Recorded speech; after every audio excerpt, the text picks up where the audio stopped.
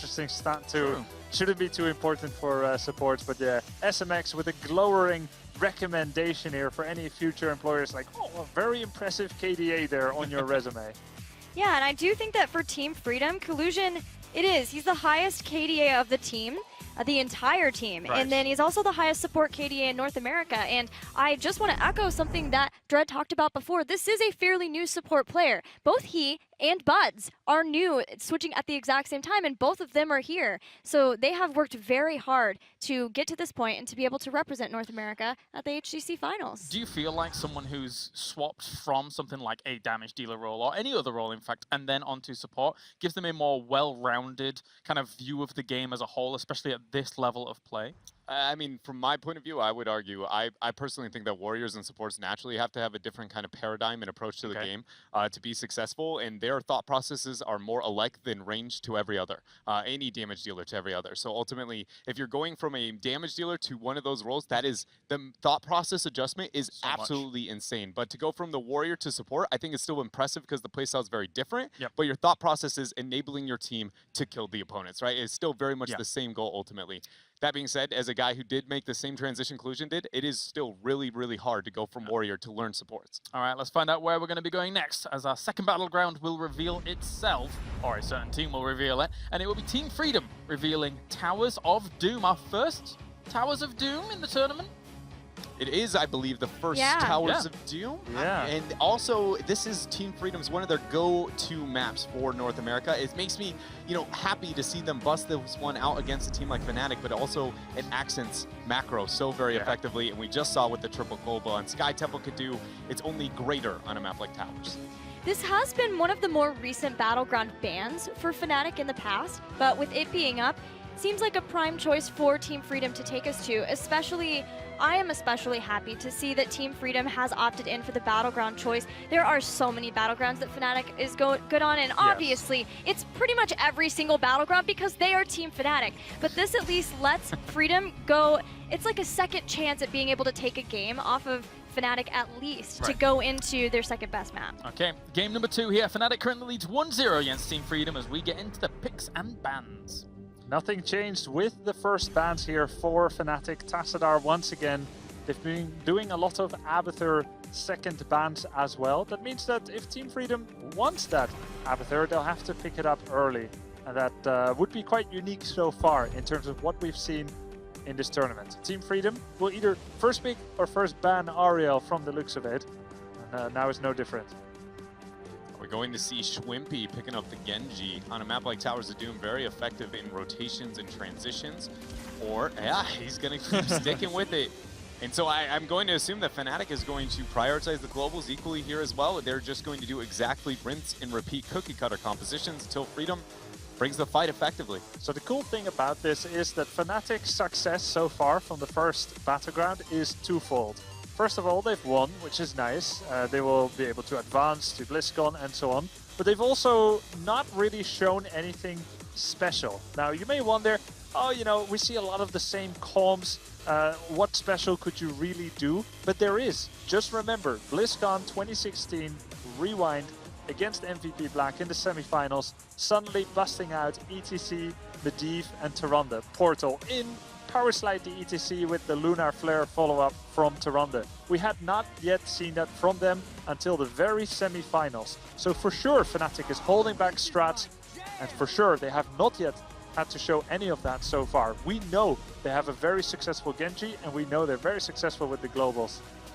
Taking Lucio here may indicate a Malthael. That's not necessarily something that the top European teams would have gone into or noticed. We didn't see a lot of the Malthael versus Lucio matchup in the league, but that was something that both Korea and China were doing, and we know that the top European teams went to Korea for their boot camp. So it may be something that they want to end up banning here because of that high Lucio pick. So the exact same 3 picks and the exact same ban for Fnatic. It seems like they're doing something here. Can I just say, ding, every time Fnatic takes the same hero again? Is this a quest? Yes. It would be Dahaka and Falstad finally. I'm wondering here, what are we going to see as the ban for Team Freedom now with that assumption kind of in mind, right? Do you ban out one of the globals? Do you rid of the false set that seems to be a problem for some of the other teams here? Or do you ultimately stick to the objective meta and keep playing on through, just going, well, they're going to draft that, and leaving up what we know is better than, you know, kind of banning it out and getting a big old question mark? Well, for North America, we would see an Abathur ban at this point, surely, because of the double Genji, but is that other region, do they like it on Towers of Doom as much? I mean, Towers of Doom is definitely... I mean, a map where Abathur it's one of the strongest, right? Ultimately, once the Sense has been released, he has been known as the go-to there. And they were willing to ban it on Sky Temple, which is definitely not a bad map for Abathur, but not nearly as good as a map like Towers. So I would auto-assume, yeah, it should have been that ban there for Freedom. Technically, Phase 2, Arthas was most played by Wubby, with Dahaka coming in second, with 5 players on Arthas, 4 players on Dahaka. So, technically, quite a smart ban when you think about the history of Fnatic. Also makes me wonder if we're seeing something in the history of Freedom like an Illidan. This point gives them more global too, but traditionally Muradin is not the most fun to go up against as an Illidan, and a Brightwing too, so maybe we won't. Now, I know Illidan is popular in North America, but I think there's almost no reason to take him over Sonya if Sonya is still available. So it's kind of the second go-to if that's the kind of style you want to play. Fnatic's ban was Sonya last game. Now it's going to be Dahaka. Yeah, I hope that this is not going to be a mouth ill on the side of Team Freedom. Ultimately, I just feel like it's not going to translate. Anytime you can have a consistent damage dealer, beyond the fact that Sonya has some of the highest single damage burst, she has amazing sustain, she is just all around a well-rounded hero for this meta. I just feel like ultimately, anytime you can have Lucio enable a melee assassin with consistent damage, they go from good to great very quickly. That his auto attack and mobility. Okay, so not banning out the Abathur as we were talking about before. With Dahaka being banned and Arthas being banned, is there a good case for something like a Leoric now for Wubby? I mean, I think definitely he could go back to that. It would aid with some of the wave clear and map pressure that Fnatic likes to stick to as well. But I don't love Leoric into Greymane though. And with the composition, specifically with the Genji, like ultimately you don't... The damage synergy between the enabling slow of Leoric... fight, fast fight. Yes, exactly. It just doesn't kind of translate. The burst in Leoric wants those long sustaining DPS. So I wouldn't say no, but I wouldn't put it as like must pick for them. Yeah, and often Greymane isn't the best in Tomb Target either if they wanted to go down that route, because he can jump through Leoric and then get out from that. And there's quite a lot of escape, but maybe we'll still see that because he can dual soak the lanes. And if the last game's any indication, Fnatic are willing to just play the macro game, only get what objective they need until they have a lead that they can't lose from. Anything wrong with Falstad Sonya? It will be solo support Brightwing, but it would be very close to what Fnatic drafted last game. There's the Li Ming. Li Ming Sonya. He's not committing there to the false set, but still having a very strong Sonya pickup. Is it going to be... Man, what is this last slot going to be for Freedom here? It could be Tyrael if they want to go very heavy on the all-in with the protection. Could be another assassin. Don't think it'll be a second support. Generally don't want to do that when you have Abathur already. I hope it's Karazim. Out of all the supports, synergizes pretty well with both the Lucio having the double support and the Greymane, but overall the damage output with Abathur on top of it, the mobility and enabling that you get, especially out of Adrenal Overload, I personally feel like is one of the most underestimated synergies in the game. I don't think you can go backline. Lucio cannot protect enough against Sonya and Genji diving the backline. Is Malthael still a thing, or...? It's risky, man. He's got a single sound barrier, and after that, he's so much at risk against everything. Yeah, this is a hard one. I do it's think it's going warrior. to be a frontliner of some sort, but Fnatic have worked Freedom into a trap, or into a puzzle at least, that is solved by Leoric themselves. I picked the wrong team. Yeah, you did. You know, sadly, Team Freedom didn't get the Sonya, went over to Fnatic, and Fnatic, with all the bans onto the melee assassins, the Arthas, the Dahaka gone through, it makes sense we see them transition into the Leoric, but I'm definitely not convinced as the last pick there for Team Freedom. I don't think it's a strong pick either, Dreadnought, and I want to hear your thoughts on it too, Gilly, but Leoric, you're against Li Ming's resets, Genji's resets, Sonya kills him pretty badly as well, and here you have a hero that revolves partially around the death trade. is there a sense in this? I mean, there is a argument to, in a composition so dependent of like essentially just opening up, initiating, getting the lock-in, that nobody's going to survive that. So ultimately, you pick a composition that gets the sustained fight, you sack the Leo, and then you wait until his res, and that's when you get the flank. You know, they bite off a little bit more that they can chew, like the old school Fnatic on Tomb strategy. Gilly, your thoughts? It's a solo support versus a solo support if you don't count the shielding that Abathur comes in with. So Freedom are like, you know what? We'll go back to it too if you're going to do that, Fnatic.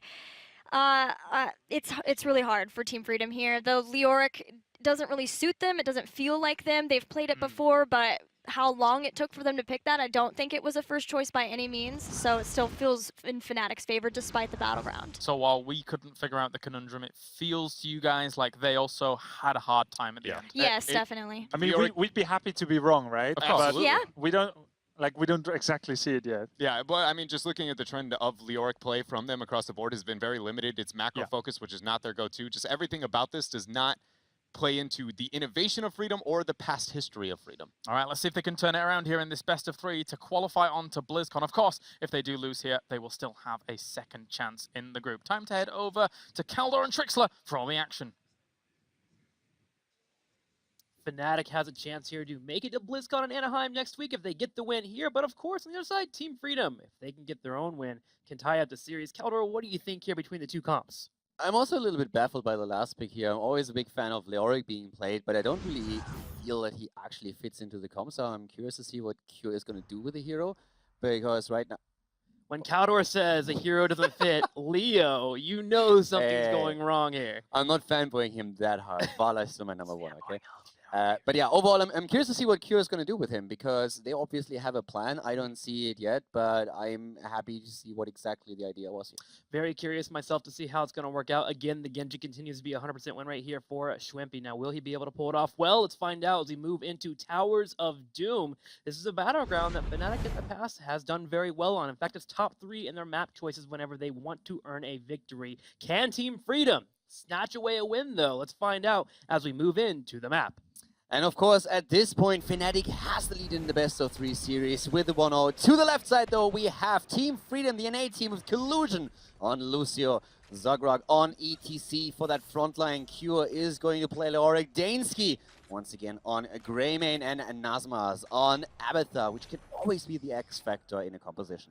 And on the right side, the red team here, Fnatic. We're going to have Quatnix playing that Li Ming, Smexy on the Brightwing, Wubby on Sonya, Breeze playing Muradin, and Schwempy on Genji. And we see Quatnix a lot more on Li Ming just lately, especially with that opening up a lot of opportunities for Schwempy to play other heroes. It makes Fnatic a little bit less predictable, and it also just shows that certain overlaps in the hero pool really make you extremely flexible within the draft. So Fnatic has definitely stepped up their game for the tournament here, and so far it's working out well for them. And let's not forget that this also means once more double resets on their side. Wubby is just too smart, man. Team Freedom set up a trap for him on the top side here, with the Greymane in the bush waiting for Sonya to rotate up to the top lane and get caught. But Sonya not seeing 2 members on the field. Wubby went for the extra safe route, even losing out on 1 experience of minion just to make sure he did not get picked off there. Fnatic playing safe in the early game, and they'll choose to push on the bottom side. Whenever you ask any region or what player name they associate with the European regions, and especially with solo lanes, the names that always come out is for the region, Mena and Wubby, and for the solo lane. Every solo laner out there just looks towards Wubby and watches him and sees, okay, how does he play the lane? How does he play the certain matchups that he can have on a lane? He is such a talented player, it is absolutely crazy, and it's just so transparent in every single game of how good he is and how much of an impact he has on the victories that Fnatic is able to accomplish. Yes, he alongside other heroes chosen talked about when we asked them in interviews, it was Mane, Wubby, Rich, and then of course Reset. All picking the top 4 players from a lot of the teams here in the HGC. So keep an eye out for Wubby in the top lane. It's actually being ganked as Cure comes in with the hat. Dansky to help out with Collusion. No pick though as Wubby gets away. Now for Wubby, this is of course going to be a bit of an interesting situation, since if you are in a one-on-one on the off lane, you can always win it, but the problem for him is that even if he trades well into Leoric, it doesn't matter too much, since Team Freedom is always able to help out Leoric up at the top with Abathur. So Abathur in the opponent's composition is always screwing the entire top lane matchup in favor of your opponent. So that's something that Whoopi has to account for. He can't go too deep or he might get punished by the combo. Well, Fnatic has offset that by putting Shwimpy on the top side. Shwimpy, though, maybe getting a little bit too far forward, taking some damage here as Collusion's chasing him down with the Abathur hat. Can they get a kill on Genji? Yes, they can here. It's Team Freedom will get the first kill of the game. Yeah, good kill here for them, and Shwimpy just a little bit too far out. And that again comes back to what we just talked about, Abathur being that X factor. You can't run away from Lucio, it's just not possible, and then Abathur jumps in too, and all of a sudden there's a lot more damage output on Lucio, so that really helps to confirm the kill. Zokrog, on the other hand, with the channel at the bot lane, is still being poked here, but it looks more and more as if it's going to be Team Freedom that gets 2 out of the 3 altars of the first wave. So they take the lead in the objective with 36 points on the core against 32. Nice lead here for our Team Freedom, and they're hoping to continue moving forward with it. And that's actually very nice here with an Abathur already being in the mix, having a few extra shots, and also grabbing mercenary camps. Great here for Team Freedom. Fnatic answering back by working on their own camps, but there is a chance for an evade from Team Freedom if they were to move over towards that area. The problem is, there's a Muradin setting up, so you don't usually want to go too aggressive. Yeah, not really. And overall, when we're talking about their compositions and also their talents, it's pretty much what you would expect. With the cocktail build on Greymane, when we were looking over at Abathur, we're not seeing them going into a Toxic Nest build, but it's Adrenal Overlord and Pressurized Glance. So really speccing heavily in supporting Greymane later on, or Leoric, depending on who is being attacked here. And on the side of Fnatic, it's of course Muradin at this point, still going for that standard build, even after the changes, more so the level 7 and the level 16 talent have been heavily affected. Li Ming right now going straight into the Force Armor and also the Charge Blast. So you can really tell that Quacknix is going to attempt to just poke at that front line continuously, stay in the back and just try and poke away as much as he can. Really helpful too with that Sonya into the Poison Spear, having that follow-up into the Q build on the Li Ming. You can eliminate a Leoric or even a Greymane that may get locked down there. So again, all about trying to delete a target right away, move forward and continue to snowball in a team fight. Fnatic now hitting 7 as alongside Team Freedom, and we do see the typical talents you were expecting. Genji not quite moving into that 7 yet here, but with 2 altar spawning, should see it soon. Yeah, and also another talent that we have to highlight, the synergy is going to come into play around level 13, is the level 4 for ETC, where we have now loudspeakers taken. The cooldown reduction on level 13 is really what makes this talent so incredibly powerful, since of course synergizes really well with loudspeakers, providing you with extra range and knockback. So you will get a lot more value out of the level 13 talents. We can expect that to be taken later. Illusion, on the other hand, in a lot of trouble as Fnatic is attempting the one-shot, but they don't get the kill, and all of a sudden Quacknix is way too deep. He dies and Breeze might fall as well. Team Freedom counters immediately and gets a double kill as Fnatic fails to execute the one-shot. Major mistake there from Fnatic, and Team Freedom will capitalize, grabbing another ulti here as well and putting Fnatic down to 28 shots on their core. Team Freedom steps forward and grabs the sappers on the right side to get that bottom lane pushing in. Now the idea of Fnatic was of course pretty good at this point. The whole thought process is you wait for your opponent's rotation, you know it's going to happen, and then you fully commit to the kill on Lucio in this case. But the problem is with also Quacknix, for that kill, having to use his Calamity in level 7 and therefore the teleport, you are all in with it. And if you don't get the kill, all of a sudden you are just a sitting duck and you're taken out. So that's exactly what happened to them. Even Breeze then falling on the path back. And that is a lot of momentum that Team Freedom all of a sudden could build up, and you can see the results. Level 10 is about to hit for the North American team, and Fnatic is now also behind in the shots on the core. Major props here to Team Freedom, getting the 10 first and in control of this game. What will they do with it here? Right now they're setting up a push on the bottom side, looking to break down those towers and of course move in for a fort. Getting a fort on the early side here in this game can be wonderful, especially when you're running with an Abathur composition. Fnatic will sit back, do their best to defend, while Genji and Sonya work on getting the experience for them. Team Freedom really running forward here with the prize of getting that 10 first. And Asmas has to also be a little bit careful on his Abathur in the mid lane. We had Genji sharking around for a long time, and if you exactly know where Abathur is positioned and where the rest of the team is, there could be a quick kill against him, so he needs to be very cautious about that. So far, Shwimpy hasn't really committed to any of these plays. They're playing it a bit safer since, of course, they already fell behind. But now they have the level 10 abilities, and we actually see Sonya holding back the 10. You would expect Wrath of the Berserker here. No, give me Leap. If you go Leap, if you plan on one-shotting, then Leap is the tool to go for. And it's great against Lucio too. You can force it before the sound barrier pops up. Fnatic thinking about it. We've seen it common in EU. No cleanse as well.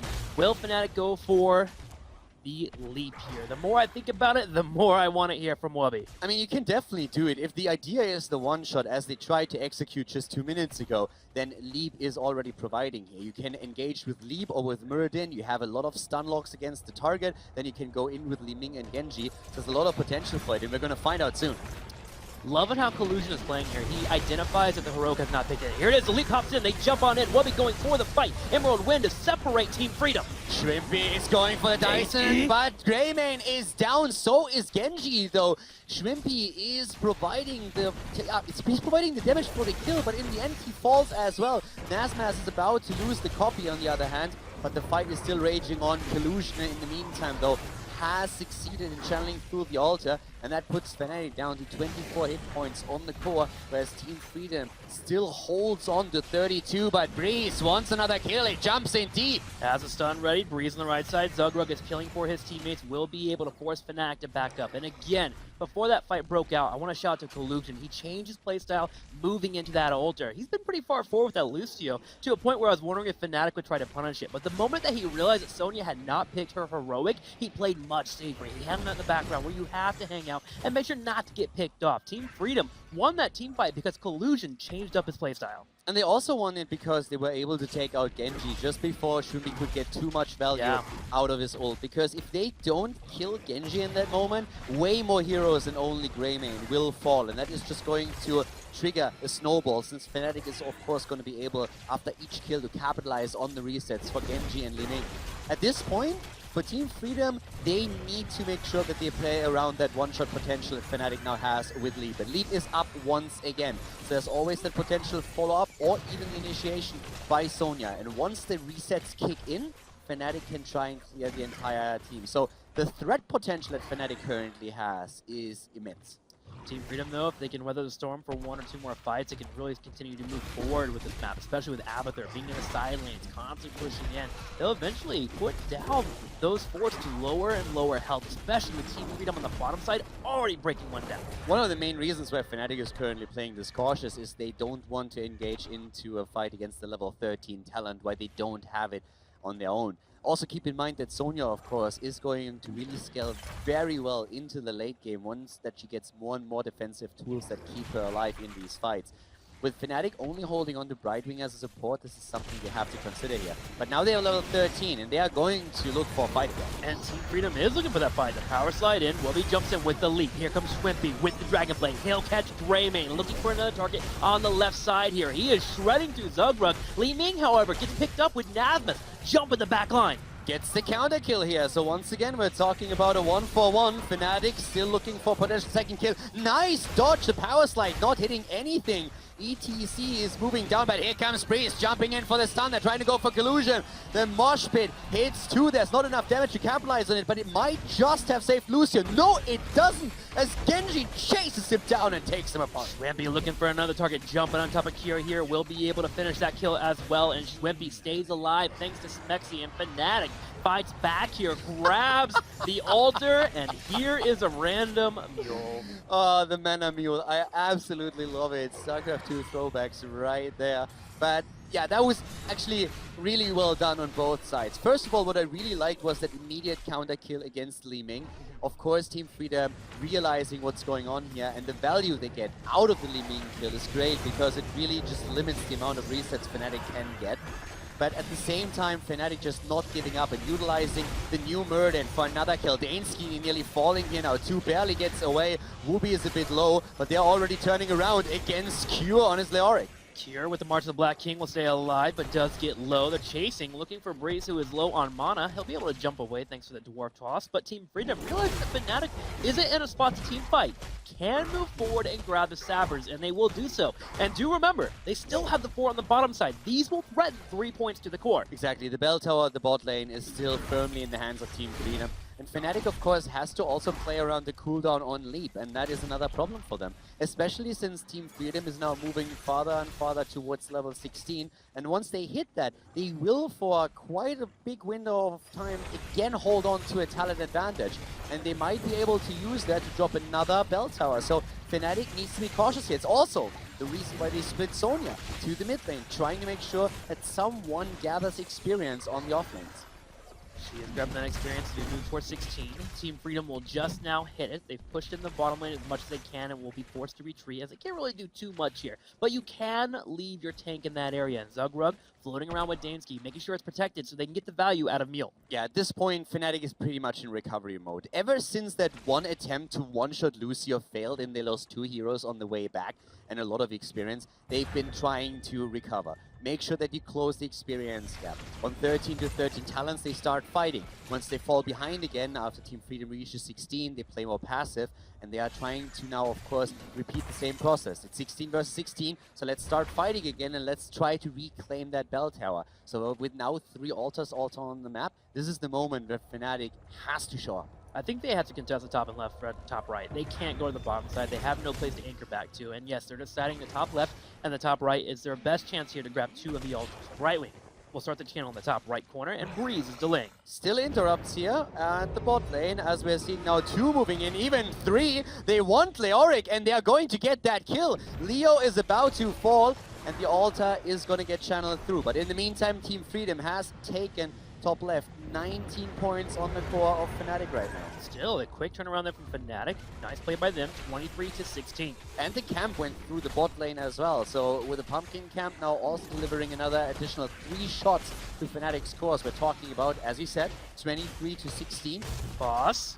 But the gap in experience has closed. Breeze is going to be in a really good spot here to interrupt this. Don't forget about Murden. Murden on the side, sharking around. Zugrug doing his best here to peel for his teammates. They turn around and jump straight on top of Nazmus, trying to focus him down. The sound barrier will be used, and finally the boss will fall. Yeah, here comes the mosh pit, but everybody is already on the point for the boss. Here comes Li Ming.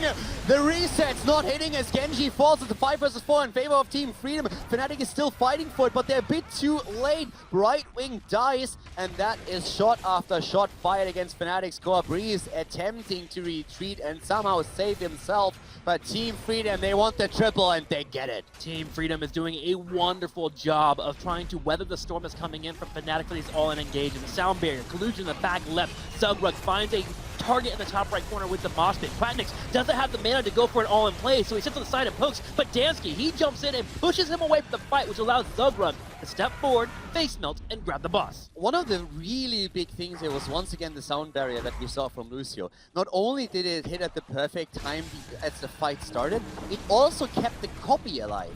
And that was actually huge, because once that we saw Abathur commit to the heroic... How do we look at this real quick? I know you're talking about a major point, but they have all of its bell towers against Fnatic! I see. That's incredible! That's awesome. I'm just happy for Team Freedom here, man. North America coming out, and they are swinging heavy punches in. Sorry, continue your points. Well, at this point we have once again a fight, and this time Zugrug gets actually isolated by Brightwing with the ult, and that's the moment where Fnatic can now turn it against the bell towers. They're down to 8 points already, down to 7. They need to get the bell tower, and they finally do, but they sacrifice Wooby in the process. Sonya is down. Once again, the sound barrier has been dropped, and there's the second kill as Brightwing dies. Caldor, everything is falling apart here for Fnatic. Team Freedom will start to run back with 2 altars being up. They only need one of them, and they can take the game here. Nazmus in a position to grab the altar, but did he overstep here? Schwimpy jumps in, going for the kill. He gets it. Abathur falls. Abathur is down, 2 shots of fire. They only hold currently 1 single bell tower. Fnatic needs to get some momentum here. Breeze already attempting to make sure that Schwimpy doesn't die, and Fnatic still waiting for these resets. 6 points against 21. They need to grab this one. This could end the game. If Team Freedom gets this altar, then it's all over for Fnatic in game number 2, and Genji falls. Schwimpy has fallen, being kiting back here on the side. Breeze goes in, misses the Stormbolt. Collusion is going for the channel. He's gonna get it. It looks like, yes, he does. And Team Freedom will tie up the series and go to game number 3. Really well done by Team Freedom. Ever since Fnatic missed that first one shot, they were falling behind and never properly recovered. Team Freedom, on the other hand, running with their advantages and playing it extremely smart here.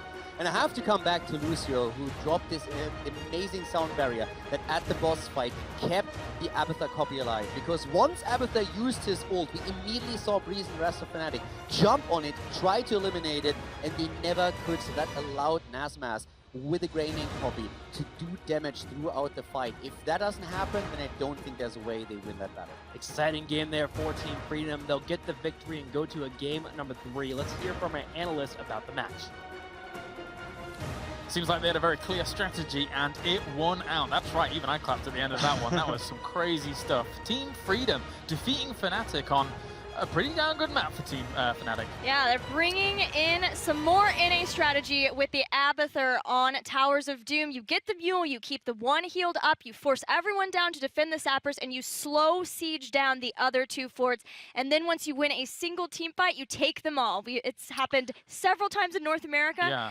And now Freedom brought it to get a victory over Fnatic of all teams. I mean, it wasn't even just one team fight. I felt like Team Freedom had good control of most of those team fights, actually, Dread. Yeah, it just seemed like they had a really hard time, especially post-13. That Abathur hat on top of the Leoric. It was so many fights where even if somebody died, Leoric was doing such a good job self-sustaining with the Abathur hat on top of it. Nobody could really... He was 1 versus 4ing, it felt like, at certain moments. And it seemed like that was enough to catch, you know, them off guard, mixed with, again, the North American approach here to Towers of Doom. Yeah, I mean, it was very impressive. Like I said,